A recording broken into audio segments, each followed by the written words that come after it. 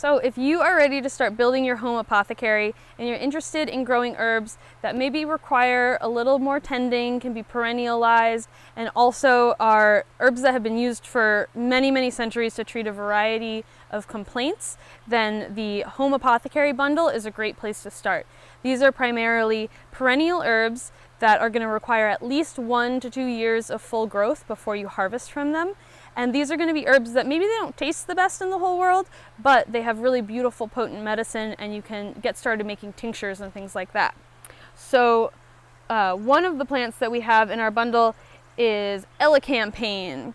So this is one that you're going to want to harvest no earlier than 1 to 2 years after it's been growing if you want to get a nice big root. You can also divide the crowns when you're harvesting and replant part of it so that you can continue to have big, beautiful plants all year long. And it's in the sunflower family. It's going to get really large and gorgeous, and the root can be really sort of spicy, camphorous, and a nice one for working with lung stuff, lung gunk, as well as digestive complaints. And then here is Valerian. Both Valerian and Elecampane can sort of naturalize if they're happy where you plant them. They're both going to want decently rich garden soil. Elecampane can take it a little more dry, and Valerian likes to grow in wetter areas, but rich garden soil is perfectly fine. The flowers are gorgeous big umbels that the pollinators absolutely love, and I think that Valerian smells incredible. I do know that some people tend to think that the root, once you dry it and make medicine out of it, can be a little bit stinky sock-like, but once you've used it and had success using Valerian for any sort of insomnia and muscle stiffness, you'll come to love the smell, I think. Moving on, we've got Skullcap. So Skullcap is another perennial. It's in the mint family, and this one is actually native to this bioregion. So it's a lovely one to plant and sort of let naturalize in your area.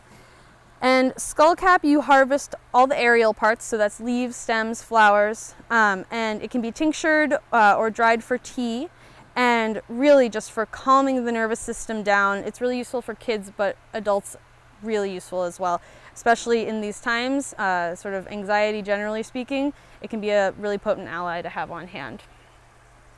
And then here we have Echinacea.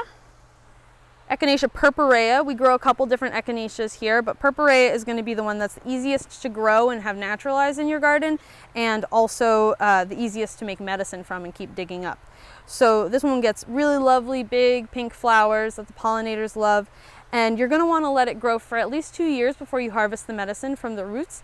But during that time, you can harvest the flowers and tincture those or dry them for tea, and you can harvest the seeds as they dry down in the fall and then replant them throughout your garden, and pretty soon you'll have a gorgeous echinacea like meadow, which is I definitely love. Another one that I'm a big fan of and I'm learning more about all the time is hyssop. So we have hyssop and then we have anise hyssop.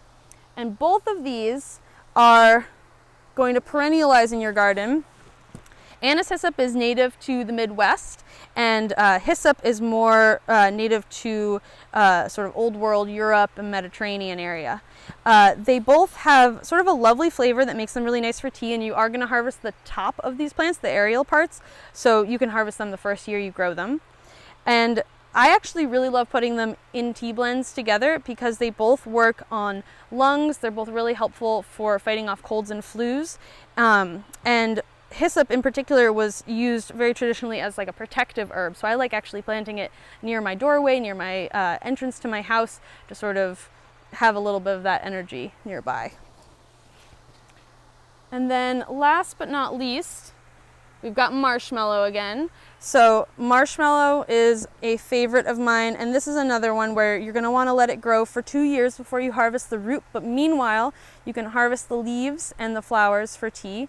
And the leaves are just really, they're soft, they get more velvety as they age, and they make a really soothing tea for lungs, for digestive system.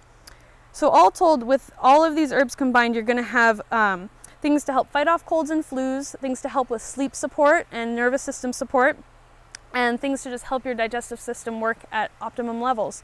So it's a great way to get started making your own medicine.